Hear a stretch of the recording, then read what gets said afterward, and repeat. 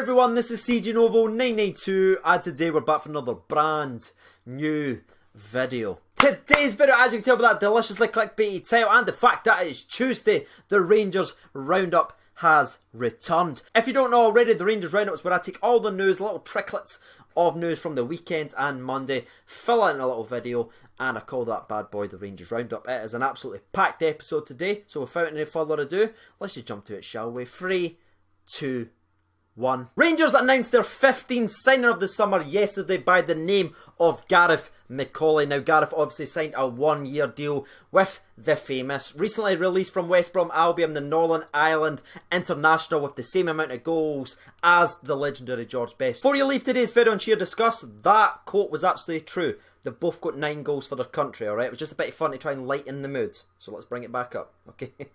Gareth Mcauley's obviously an experienced centre-back. I don't think I really need to go into detail and break down some stats for this sign. I think everyone should pretty much know who he is by now. His heroics for Northern Ireland over the years has made him a bit of a cult hero. Always scores when he needs to. And obviously, his performances for West Brom, I don't know if many's play Fantasy League, but over the last 4 or 5 years, the man just bangs them in, and he's been worth like 4 million value. I mean, he's just the sub-superstar, isn't he? Now, things didn't go to plan last season. West Brom ended up getting relegated and Gareth Mcauley decided not to sign a new deal with them because he wanted to try something different. Now, he's been linked with us earlier in the summer, late in the summer, nothing quite happened. But the man finally signed on the dotted line yesterday to commit himself for the next year at the famous. His interview, by the way, with Rangers TV, I don't know, I'm sure many have already seen it, but just in case you haven't, his wonderful, wonderful quote, because you hear a lot of stuff like, oh, I've always wanted to play for Rangers before, but we kind of know it's all just jargon and BS. This guy literally said, the street that he was born on, the curbs were painted red, white and blue.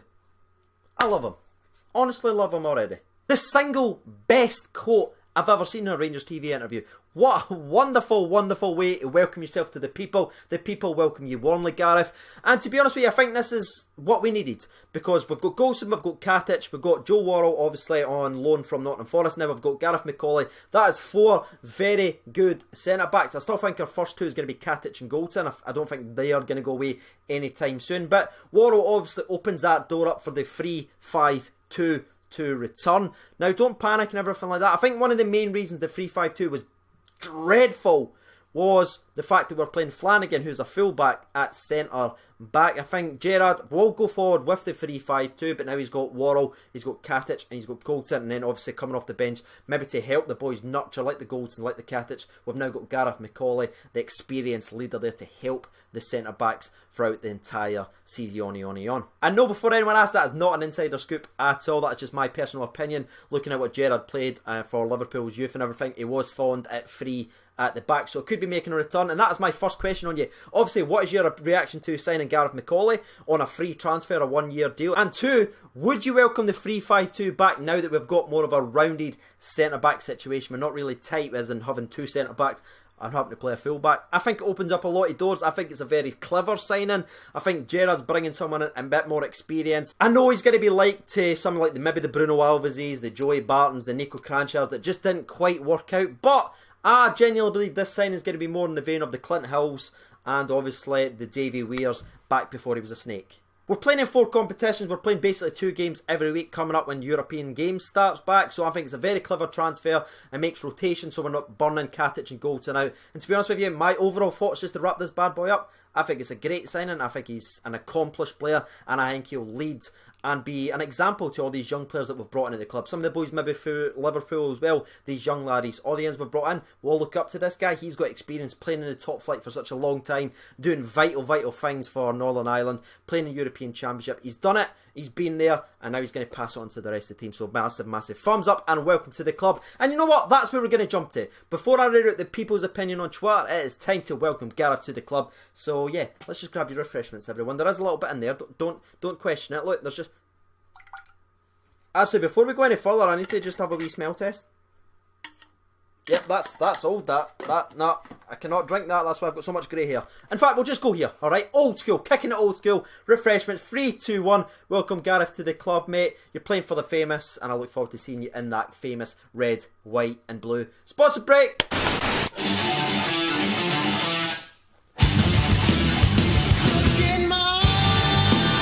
Now, if you're new to the channel, you haven't seen this is when I jump to Twitter and ask the people's opinion very, very quickly before we jump over to story number 2. So, 1,655,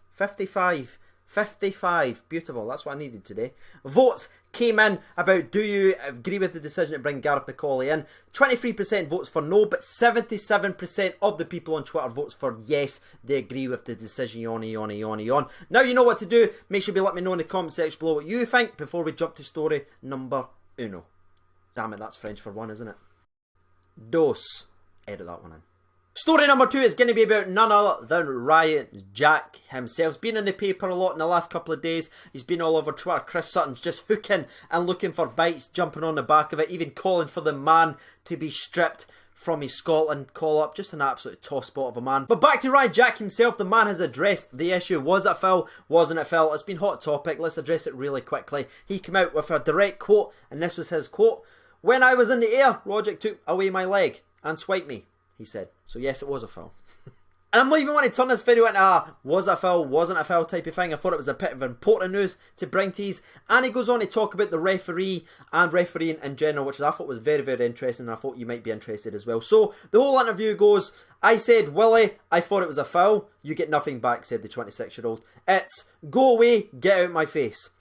Right, Jack goes on to say, "Whatever, there's nothing you can say. If you try to approach to ask why, it's a booking and another rash decision. That's going to be made on the pitch. It's frustrating for the players that you can't actually approach a referee and ask for an explanation." The interviewer then goes to ask if Collum, that was the referee for the Old Firm game, is an approachable referee. Jack just simply states, "No, you can't.